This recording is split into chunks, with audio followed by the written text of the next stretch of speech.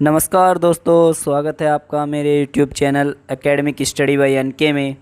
आज मैं आपके लिए लेके आया हूँ case study on UP population control bill 2021।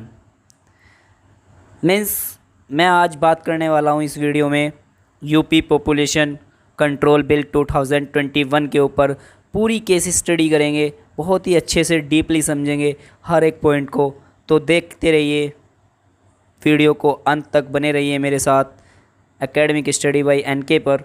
और आज हम जानेंगे कि उत्तर प्रदेश सरकार ने क्या ड्राफ्ट बनाकर कौन सा बिल पास किया है और उसे कब से लागू किया जाएगा और उस बिल में क्या क्या रखा गया है, किन किन लोगों के लिए वह फ़ायदेमंद रहने वाला है और किन लोगों के लिए उससे नुकसान होने वाला है। इस सब के ऊपर बात करेंगे।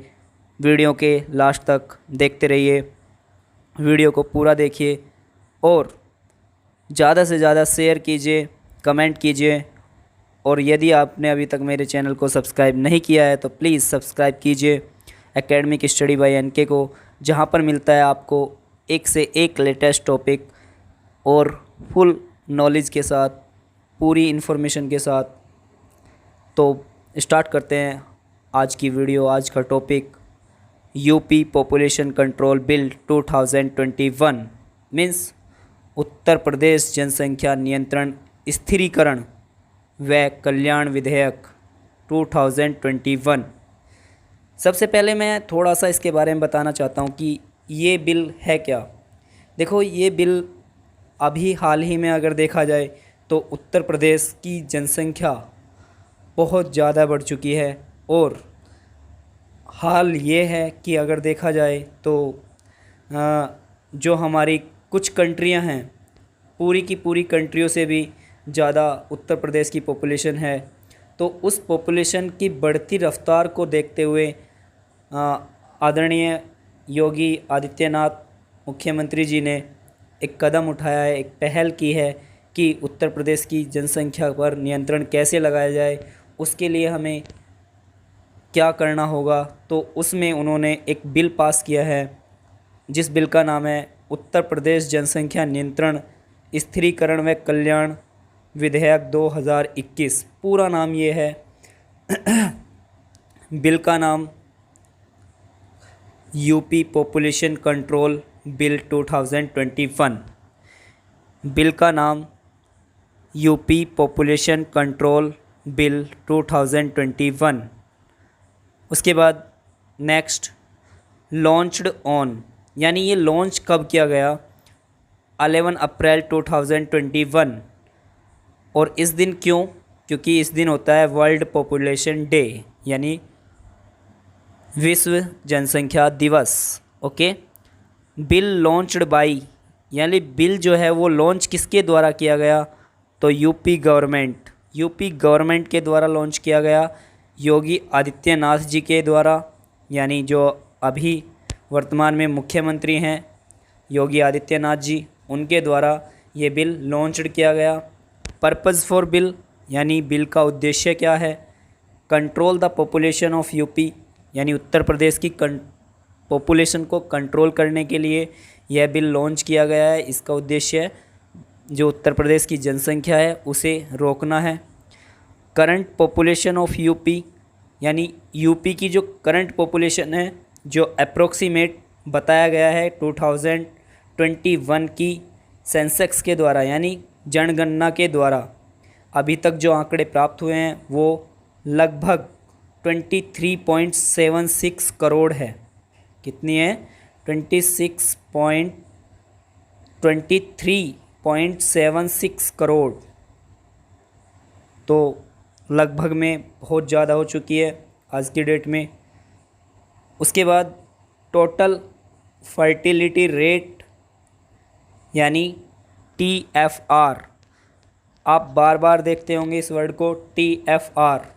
तो ये होता है टोटल फर्टिलिटी रेट, यानी इन यूपी कुल प्रजनन दर। फर्टिलिटी रेट को बोलते हैं प्रजनन दर, यानी उत्तर प्रदेश में प्रजनन दर 2015 के आंकड़े देखे जाएं तो 2.7, और जो उत्तर प्रदेश सरकार चाहती है कि आने वाले टाइम में कितनी फर्टिलिटी रेट होनी चाहिए यहाँ पे, वो होनी चाहिए 2.1, जिसके द्वारा उत्तर प्रदेश की जनसंख्या को नियंत्रण में माना जा सकता है 2.1। 2.1 का मतलब हो जाता है कि हम दो हमारे दो, और 0.1 का मतलब होता है कि आप समझ सकते हैं कि कभी कभी मिसकैरेज या थोड़ा इस तरह की आंकड़े गवर्नमेंट लगा लेती है। ओके, तो यानी यहाँ पर लाकर एक स्टेबिलिटी मान सकते हैं या कंट्रोल में मान सकते हैं यदि आपकी जो TFR 2.1 आ जाती है तो। बात करेंगे आगे। सबसे पहला पॉइंट आ जाता है इसमें क्या, उत्तर प्रदेश में वन चाइल्ड पॉलिसी। क्या है वन चाइल्ड पॉलिसी, इसके बारे में मैं आपको बताऊंगा। सबसे पहले BPL बिलो पॉवर्टी लाइन, मतलब जो गरीबी रेखा से नीचे हैं उन परिवारों के लिए क्या है इस बिल के अंदर। जो BPL परिवारों को विशेष प्रोत्साहन, क्यों, लड़का होने पर 77,000 तथा लड़की होने पर 1 लाख रुपए की धनराशि दी जाएगी। इसके अतिरिक्त पुत्री को उच्च शिक्षा व पुत्र को 20 वर्ष तक की निःशुल्क शिक्षा दी जाएगी व छात्रवृत्ति और सरकारी नौकरी में भी वरीयता दी जाएगी। अब ये पॉइंट समझिए किस तरह से। ये पॉइंट ये कहता है कि वन चाइल्ड पॉलिसी के तहत यदि कोई भी परिवार यानी BPL परिवार अपना एक बच्चा होते ही अपनी नसबंदी करा लेता है, तो उस परिवार को, अगर लड़का है उस परिवार में तो 77,000 रुपये, और यदि उस परिवार में लड़की है तो 1 लाख रुपए की धनराशि प्रोत्साहन के रूप में दी जाएगी। ओके।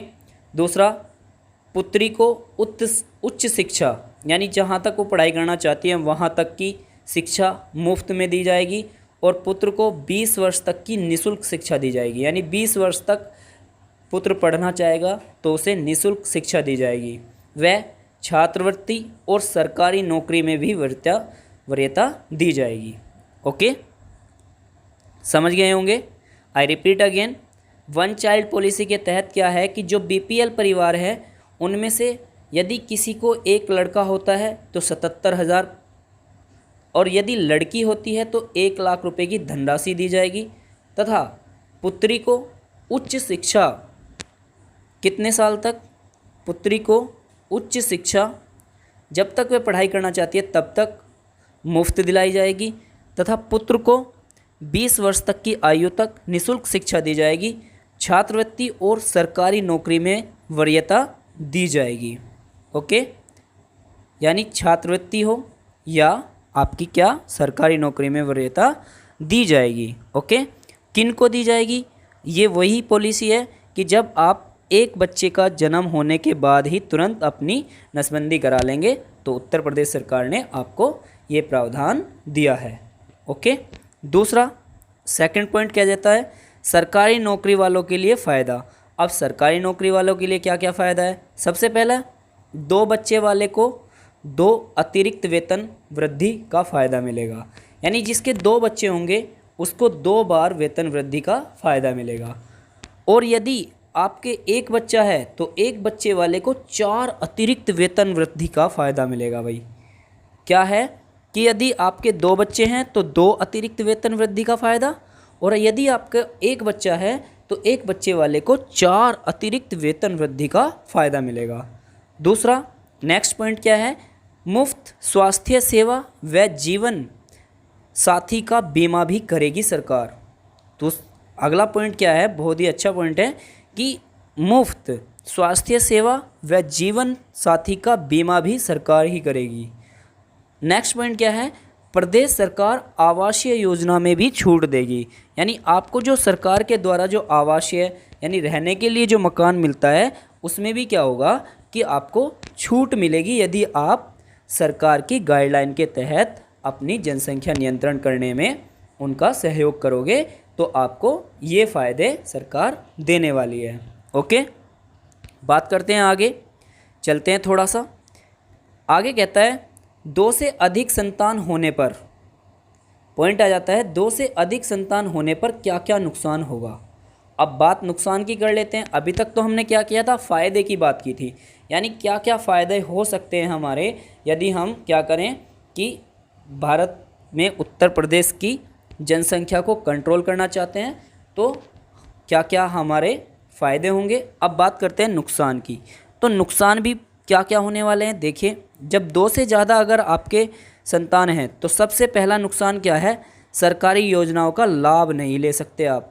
यानी सबसे पहला पॉइंट आ जाता है कि सरकारी योजनाओं का जो लाभ है आपको वो बिल्कुल नहीं मिलने वाला। दूसरा नेक्स्ट पॉइंट कहता है ना ही सरकारी नौकरी के लिए आवेदन कर सकते हो आप।